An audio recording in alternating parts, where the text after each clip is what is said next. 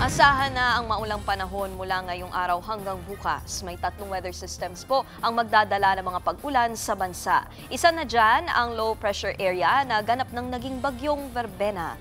At para nga sa update, makakasama natin si News 5 Weather Frontliner Alvin Pura. Alvin, ano nga bang galaw nitong bagyo?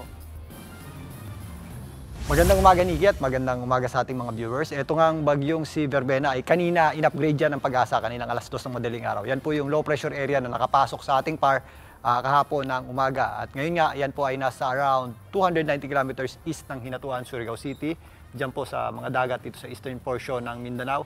At yung kanyang bulto na kaulapan ay nakaka-apekto na po sa malaking bahagi ng ating bansa. Kasama po ng ating tinatawag na shear line. Sa ngayon, ito ay nasa tropical depression category na may taglay na lakas na hangin na nasa 45 kilometers per hour. Malapit sa kanyang gitna at kung minsan may mga pagbugsong umabot sa 55 kilometers per hour. Ito ay kumikilos pakanluran sa bilis na 20 kilometers per hour. Marami po nagtatanong kung ito ba ay posibleng sumunod sa kagaya ng bagyong Tino. Sa ngayon, hindi po natin ito inaasahang maging super typhoon or umabot man sa typhoon category. Pero yan po ay tatawid sa ating bansa as a tropical depression or possible umabot sa hanggang tropical storm kapag nandito na po yan sa may area ng Sulusi or West Philippine Sea. Ganun pa man, although yan po ay nasa mababang kategorya ng bagyo, ito po ay inaasahan natin magpaulan sa malaking bahagi ng ating bansa, maging yung ating tinatawag na shear line dito naman sa mga areas na malayo sa mismong bagyo.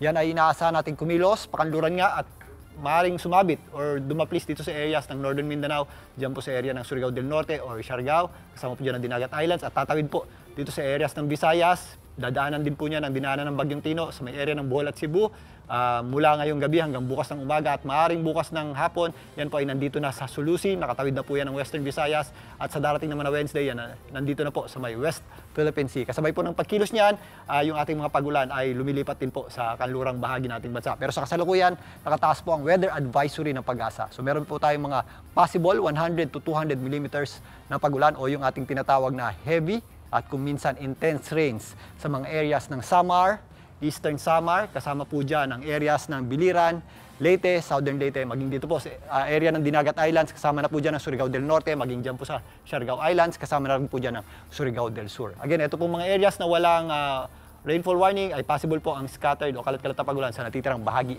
ng Mindanao. Meron din po tayong mga possible na 50 hanggang 100 millimeters na pagulan o yung ating moderate.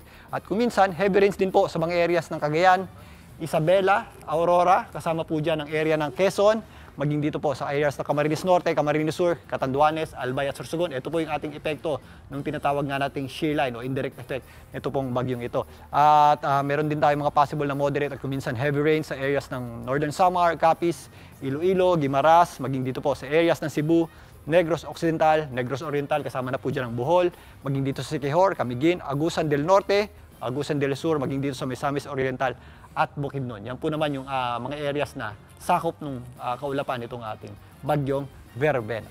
Nikki? Tito Alvin, hanggang kailan ulit ang epekto nitong si bagyong Verbena at kailan siya makakaalis?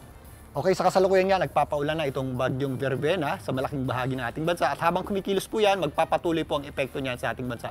Although lumilipat yung ating concentration ng malalakas na pagulan, is apektado po niya ng malaking bahagi ng Visayas, Mindanao at area ng Palawan sa mga susunod na araw. So within the next 2 to 3 days, ito po ay kikilos, pakanluran at maaaring sa Wednesday nga, nandito na sa may West Philippine Sea. So ramdam pa rin po ang epekto niyan. Dito naman, mostly concentrated sa western section ng Luzon, dito po sa areas ng Mimaropa region. Pero again, Nikki, meron tayong tinatawag na indirect effect niya.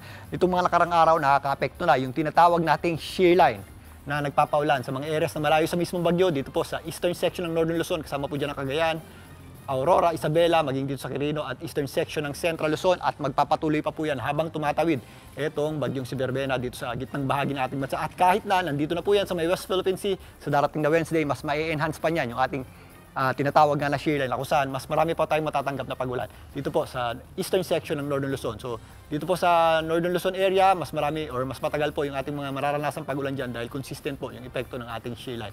Ito namang Verbena ay tatawid sa ating bansa in the next 2 to 3 days. So again, ito po ay maaaring magdulot ng malawakang pagulan at mga flash floods at landslides. So mag-ingat po tayo sa mga posibleng epekto ng mga pagulan ito. Yes, Nikki?